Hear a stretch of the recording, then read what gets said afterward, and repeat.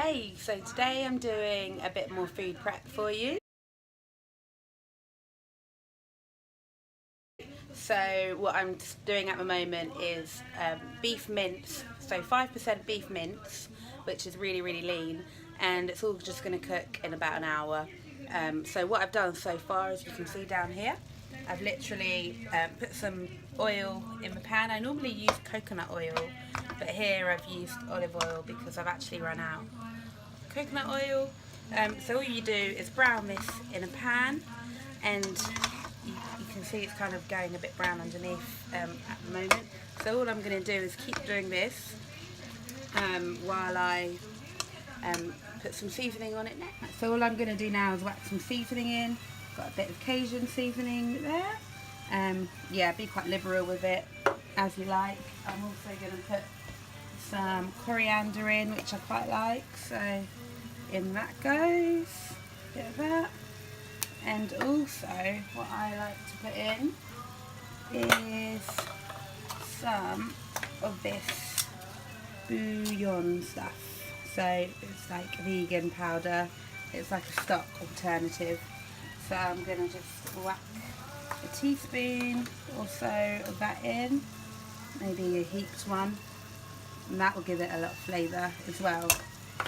So all I'm going to do now is just keep mixing that in, just like that, and keep browning until all the mince has gone brown, basically. While that mince is browning, I'll put the kettle on, and I'm going to chop a couple of these courgettes as well to go into it in a minute. I'm just going to chop in the courgettes that I've just chopped up. So they're all going to go in, and then I'm just going to give it a big mix. Just mix that in a little bit, keep that to brown for a couple of minutes longer, and then I'm going to add in the boiling water. Right, this is looking nice and brown to me. So what I'm going to do is add some boiling water to it now, and this is the key to cooking soft minced beef. So what I'm going to do is add the boiling water into it right now, and I'm going to do it so that it covers pretty much the whole of it, so there's quite a lot in there. I'll mix it up just like that, and all I'm going to do is put the lid on it. Right, see that? Just simmer it in the pan with the lid on for about half an hour, but keep an eye on it. You might want to add some more hot water in at certain points if you see it's getting dry, but just keep it on a low to medium heat for half an hour, and then we'll check on it. But it will need longer, because the key to soft, delicious tasting mince is to cook it slow to medium for a long time. So now it's simmering, it's going to happen for about 45 to 60 minutes. Alright, give it a quick check. That looks like it needs a little bit more water, so I'm just going to top it up a little bit till it's looking nice and waterlogged, and I'm just going to give it a little mix. So it's been going for about half an hour now. Right, mix it all back in a little bit more, and all I'm going to do is put the lid back on and keep it simmering for about another 15 to 20 minutes. Right, while the beef is cooking, I've also been chopping up some chicken and Sweetheart cabbage. So you can see here I've got them there. And all I'm doing now is heating up another pan, and I'm going to put my chicken on that pan right now and get that going with some spices. Right, so the chicken's starting to cook, and all I'm going to do now is add some spices. So I've got paprika here. If I can get it out. I'm going to put some more of this bouillon stuff in, and some coriander.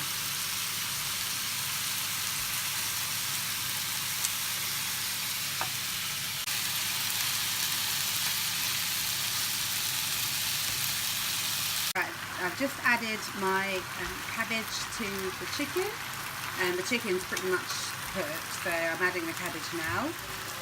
And while that's going, the mince is looking well. I think I'm just going to leave it as it is with the amount of water that there is in there. It's looking really soft and bubbling away quite nicely. So I'll put the lid back on, keep the heat low to medium, more on the low side I guess, and I will keep stirring my chicken. Right, it's been a few minutes, about 5, since the cabbage has been added. You can see that's been wilted down quite nicely from the heat. The chicken is nice and cooked. We don't want to cook it for too long, but I will leave it in there for another 5 to 10 minutes just to make sure that the chicken is nice and cooked through and the cabbage isn't too hard nor too soggy. So keep an eye on that. And again, the beef is still going. I've just kept it on a very low heat, and it should be done in the next 5-10 minutes as well. Right, I've switched both off now, and they're looking nice and done.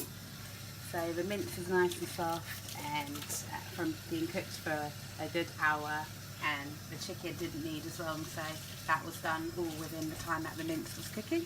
And now I've got some broccoli on the go as well, just to batch cook that. But you don't have to batch cook your broccoli, you can just do veg as you go along throughout the week, which is what I like to do as well. One bonus tip is, if you've heard of yeast flakes, they don't look the most appetising, but they're pretty good, and they're like an alternative to cheese for people that can't eat dairy. So all you do is sprinkle a good couple of tablespoons into each pan if you do want a nice gooey consistency, and it does kind of enrich the flavour of the meal. So that's just an added tip. I like to put mine in my mince, but also it does go well in the chicken. But yeah, for today I'm just going to leave it, and I might add in the week as I go along when I reheat my food. Right, so I've just put all the food into the containers. So the chicken will make about 4 or 5 meals, and the beef mince will do about 6 or 7 meals. So split those, but I like to put them all into as little containers as possible, just so it takes up less space in the fridge, and I'll measure it out each portion throughout the week as I go along. So thanks for watching my first food prep video. This is not the best, most professionally filmed video, so do excuse my filming and recording. I also did it while I had family members around me in the kitchen and in the other room, so it might be a little bit of noise, so I apologise for that. But at the end of the day, I hope you gained something from it.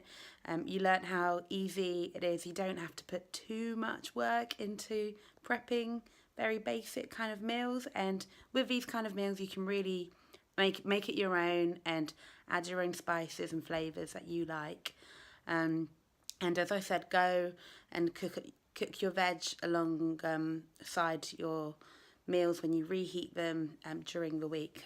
And I would recommend freezing a couple of these meals, because you probably don't want to be eating them for more than like 4 days in a row. I do stretch mine to 4 days, but some people like to keep to 3, but I am all about convenience, and as long as it smells fresh and it tastes fresh still 4 days later, then I would say you're absolutely fine. So yeah, let me know if this has been helpful. Any feedback I'm grateful for, and hope to see you in the next video.